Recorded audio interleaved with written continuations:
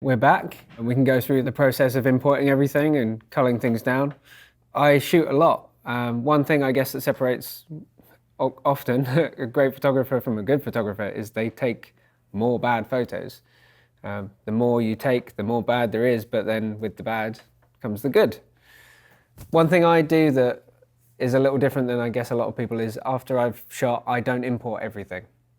A lot of shots that I take are kind of testers, they're throwaways. It's me just kind of visually exploring something. I'll just take a shot and I'll know at the time if it's worked or if it hasn't. So when I come to import, I don't bring those shots in. I will bring in every shot of a scene that had potential and leave the ones that were the obvious testers. A bad habit that I've broken now, thankfully, is editing the same day that I shoot. I tend to, as much as I can now, try and leave a little bit of time between the shots and the actual edit process. It makes you more impartial because there'll be scenes that at the time you were really excited to capture, and in your mind that's the best shot you took that day. And if you edit the same day, those are going to be the ones that you choose. If you leave it a week, 2 weeks, however long you want to give yourself between looking back at those shots, you're going to look at them and genuinely ask, are they good? Whether or not you were invested in the scene at the time. The initial selection of kind of the scenes that worked is a bit of a gut feeling. Some of that is from the time I'll remember what was going on, which shots had the most potential, but then deciding between from one frame to another, if there's just say a split second between them, really is just kind of the balance in the scene, how someone's features may line up. Maybe someone's head just turned to the side and you get, say, a clearer silhouette or a flash of light from a car that you didn't expect. It can be just those little small elements that make or break the scene. I use Lightroom, but really there's so many options out there. You can use anything you want. They're all essentially going to do the same thing. So let's get started. Let's look through what we actually shot. Something I do that probably a lot of people don't is I don't actually look at the full image. As I'm going through deciding what I'm going to edit, I'm looking at the smaller version, because if that works, the shot definitely works. I might get hung up on, say, little details here that aren't relevant or visible in the smaller version. So if this is strong, then I'll look at the image properly and edit. So out of, say, this just initial sequence of this guy with the umbrella stood on the corner here, for me, this frame actually works quite well. One of these two, as an abstract, just nice color and shape. But from the moment of him standing there, it would probably be that one that would be the most successful for me. That would be one of the 10 or 15 shots I would come back to later and actually edit and see what I could add to it, what polish I could bring to this shot. Why that particular frame, say, over the next one, is just because I feel like that extra little red element there is distracting. It's just cleaner to just have him on his own like that. It's a small difference, but it really does stop your eye from getting distracted here and concentrating on, the silhouette on his profile. In this situation, because I've imported everything, it would make sense to, say, add these to a quick collection to then come back and edit them. But my own workflow, I would normally only import the things that I intended to take a second look at. My workflow is a little cavalier, just throwing things away, not importing everything. But when you shoot and import essentially every day, it just becomes much quicker. It's kind of instinctual. You know what you're going to want to take a second look at, and you know what you're not going to want to look at again. So for me, talking about things that were just testers, so there are some shots here that were taken just as examples. During the import process, there would be no need for me to bring those images in. They were just trying things out, just showing the composition. There's nothing there that compelling. The scene a little bit later on, though, so this little sequence of shots of the guy sat in his van, I would import all of those and then just work my way through, just deciding what subtle difference between each frame is making it more interesting. Which for me would probably be with the second red light in that distance. There is kind of a route through the lights that lead you straight back to his face, which is quite interesting, but just having an extra bit of colour there, it fills that space, it feels less empty and a little bit more balanced. And the difference between the frames, as I must have kind of lowered down as I shot that, just puts them in a better position. So the next little sequence that I would import would be all of the shots of this guy sort of in front of Radio City, but I can kind of tell even from the thumbnails here which one is actually going to work.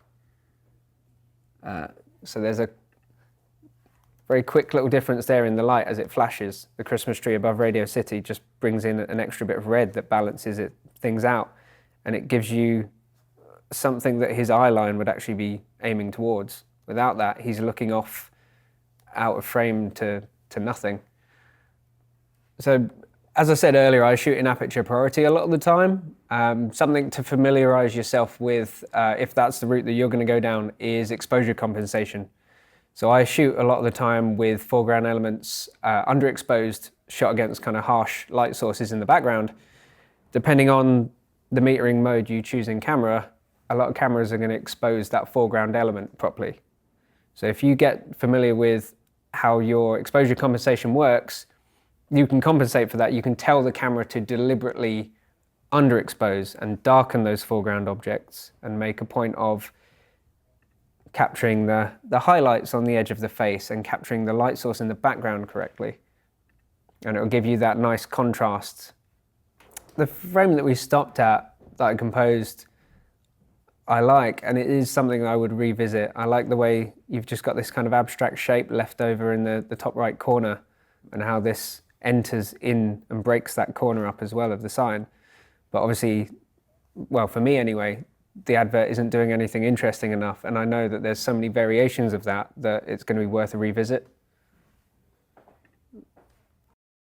Another scene that we stopped at as a good example of abstraction was this advert at H&M. It'd be really easy to just kind of grab any one of these frames and just use that. But looking through, there is a point where you have an isolated eye, nose and mouth, and it almost comes together as a single face that's broken up, rather than how the advert really was, which was multiple versions of the same face. So for me, that frame there where things come together would probably be the one that I would look back at and edit. So there's a useful app that I guess the locals in New York use called Citizen that will flag up interesting things that are happening. And there was a scene with what was apparently a steam explosion, which seemed worth investigating. And as I arrived, there were police and fire everywhere, and obviously this steam backlit by this Con Edison truck. A scene that was temporary, so I essentially just shot the scene until it was gone, until everything was over and people left. In this case, it kind of lasted for about half an hour. And it's a scene that I shot as many frames of as I possibly could, because you can see how drastic the difference is in a split second, just with the flash of the lights behind the policeman's head. Scenes like this become a lot trickier to select as well, because essentially every frame is a nice image. It's just deciding which one is the most interesting to me, which in this case is probably that one. Although there is a flash of red on his back, but I don't like this white car. If this frame didn't exist, one of that one or that one would be what I'd go for, because the light is so even. There's nice little patches of red poking through. But the shape of his hat is just so clear, and that yellow light is so strong. And it was a conscious decision to include that red as well. It just balances the frame out. I mean, with that missing, the whole top portion of this frame is just blank. It's odd. It really needs that red. And then you get the great color contrast between the red and the yellow as well.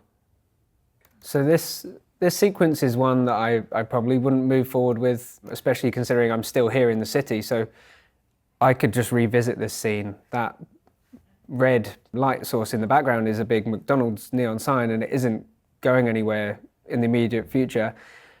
And the silhouette here just isn't quite compelling enough. I know that there's going to be a time when there'll be, several silhouettes in the same bus moving past. So settling here wouldn't make any sense, since I have the chance to kind of go back and try this again. So in this case, I'm going to move ahead with the guy in front of Radio City and the shot of the policeman, and we'll see what we can make out of those images.